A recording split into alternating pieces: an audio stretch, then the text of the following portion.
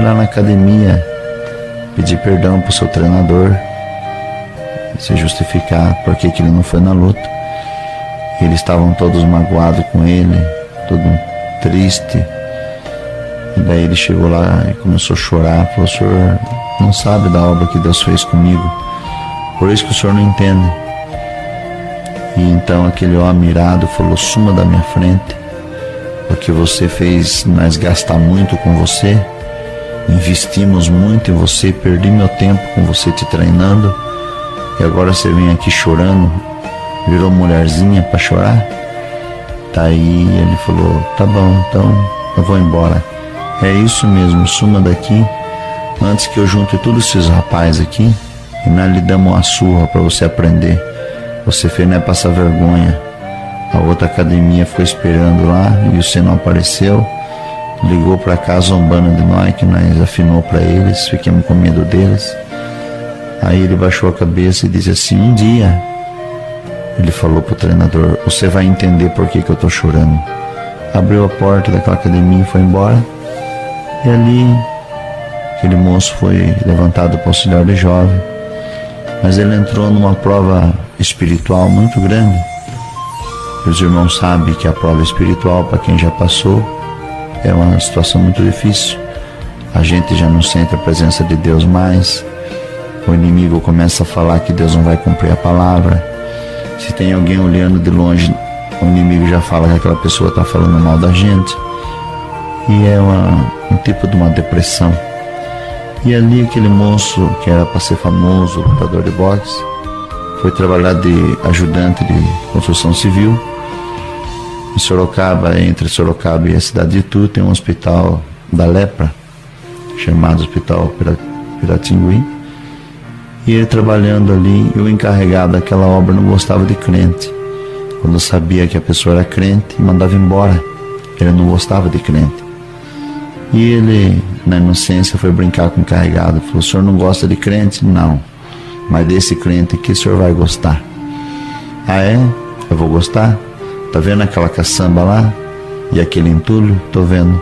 Pegue um carrinho de mão e uma pá, uma enxada, e enche aquele carrinho até 4 horas. Já era já tinha passado o horário do almoço. E ele não ia encher a caçamba sozinho até 4 horas aqui na sexta-feira. Trabalha até as 4 na construção civil. E ele muito triste, naquela prova, não sentia a presença de Deus. O inimigo falava na cabeça dele que o cooperador jovem não tinha comunhão com ele, não gostava dele. E todas essas coisas sucedeu.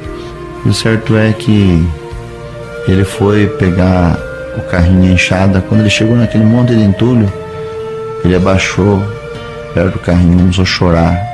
Ele apalpava seus músculos do braço com as mãos e percebia que seus músculos já estavam murchando, já tinham perdido aquela resistência, porque ele já não treinava mais. E ele começou a chorar e falou: eu acho que eu não vou mais ser crente não, Deus me abandonou, eu vou voltar para trás, vou lá pedir perdão para aquele meu treinador, vou tentar mais uma vez, se ele me dá uma chance, aí eu vou lutar. Deus não está na minha vida, porque olha a prova que eu passo.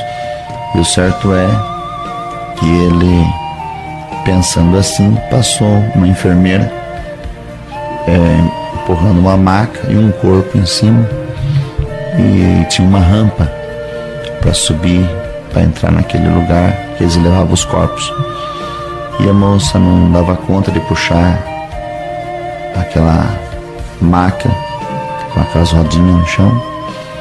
Daí ela disse: moço, estava perto dele, você não me dá uma ajuda aqui? Aí ele: ajudo. Pulou aquela mureta, começou a ajudar a empurrar, mas era só subir a rampa, e Deus permitiu que ele não soltasse em nenhum momento da maca. Quando ele foi entrando naquelas portas, ele viu escrito em cima: sucata. Ali era levado os corpos dos leprosos, que já estavam nas últimas para morrer. Então ele foi entrando. Quando a moça colocou aquele corpo dentro de um quarto sozinho, e ela foi ver outros corpos que já tinham falecido para anotar. E o certo é que uma voz falou com ele, a mesma voz que cercou ele aquela vez, fazendo Cooper, correndo para ir treinar, falou com ele, puxa o lençol. E ele ficou atemorizado, não sabia o que ia ver. A voz tornou a falar, puxa o lençol. Ele puxou o lençol, tinha uma secreção vazando na barriga. Ele puxou o lençol, desgrudou, vazou muito pus ali do estômago daquele corpo. Estava sem as pernas, só o tronco, sem os braços, seus lábios, sem nariz, sem orelha. Só viu que era uma mulher porque ainda tinha um tanto de cabelo de um lado e um seio mais cheio de ferida, corpo totalmente destruído pela lepra. E aí ele ficou todo enojado, porque também tinha câncer na garganta. E aquela voz falou com ele, salde a minha serva. Aí ele ficou com medo, a voz tornou a falar, salda a minha serva com a minha paz. Aí ele chegou à boca dele, abaixou a boca dele perto do buraquinho onde estava a orelha, que era a orelha, só estava o crânio, e falou assim, paz Deus, serva de Deus. Com muito custo ela conseguiu abrir aquele olho lá no fundo, com a pouco de voz que ela tinha, que a garganta estava toda infeccionada, respondeu, amém, servo de Deus. Irmã, por que você está aqui? Nessa situação, isso não é uma situação de uma serva de Deus ficar. Aí ela disse, sabe, irmão, quando eu era jovem, eu era muito bonita e eu não queria servir a Deus. Já era batizada, voltei para o mundo, fui gozar das coisas dessa vida. E lá no mundo eu fiz tudo o que eu quis, tive todos os homens que eu quis, eu ia nos bailes, bebia, fumava, ia na praia. Aí um dia eu fiquei velha e o mundo não me quis mais, os homens não me quiseram mais, perdi minha beleza, uma tristeza de alma me tomou e eu então lembrei da congregação e voltei lá para perguntar para Deus se ainda me restava alguma chance de misericórdia. E sentei lá no último banco, não pus nem um véu na cabeça. E Deus tomou a boca do servo de Deus, não me conhecia, e falou assim, irmã, há muitos anos atrás, quando você era jovem, que eu precisava de você na minha obra, que eu precisava de você para tocar um órgão para mim na terra, para me louvar, para cantar. Eu precisava das suas pernas para você fazer missão e fazer visita. Eu precisava do seu nariz para sentir o bom cheiro de Cristo. Precisava das suas orelhas, dos seus ouvidos para ouvir minha palavra. E você me abandonou, você me trocou pelas coisas do mundo. Mas eu sabia que você um dia ia vir aqui.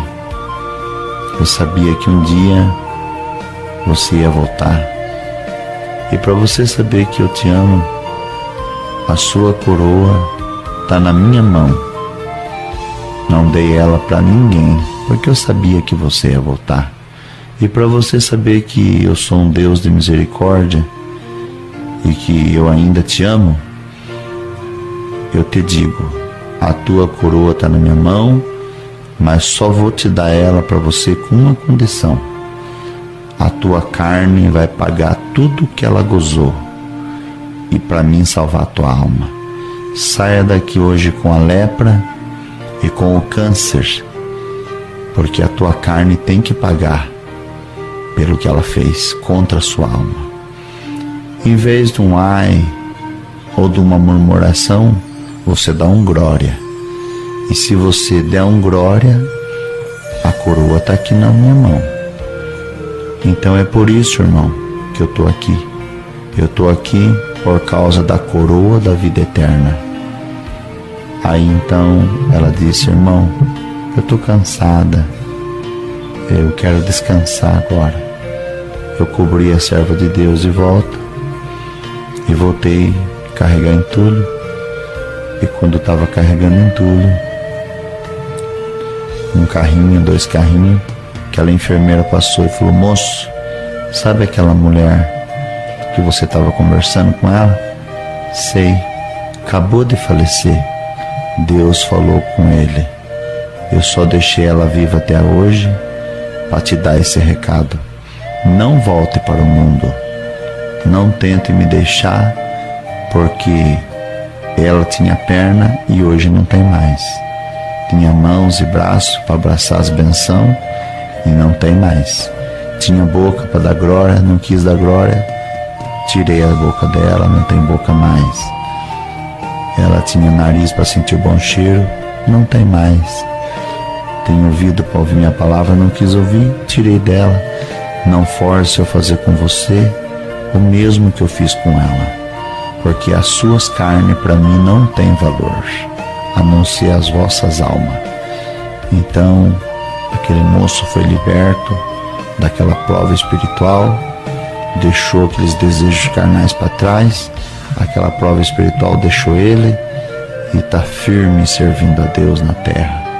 Deus dá de contar essa obra, é uma obra muito pesada, difícil, mas quem ouvir ela saiba que a carne nossa para Deus não tem valor nenhum, mas a alma, ela almeja um dia ver a face de Deus. E um dia, depois de um tempo que esse irmão já servia a Deus, ele estava congregado na sua comum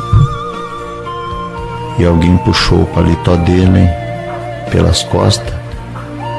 Ele olhou para trás e ele olhou aquele homem de terno sorrindo e chorando, e ele não conheceu.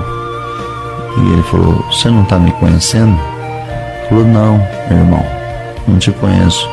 Eu sou o seu ex-treinador. Lembra que você falou que um dia eu ia entender por que você chorava? Deus também me chamou nessa graça. Não sou mais treinador. Glória. Agradeço a Deus por essa força, por essa obra que Ele me dá de contar. E Deus seja louvado.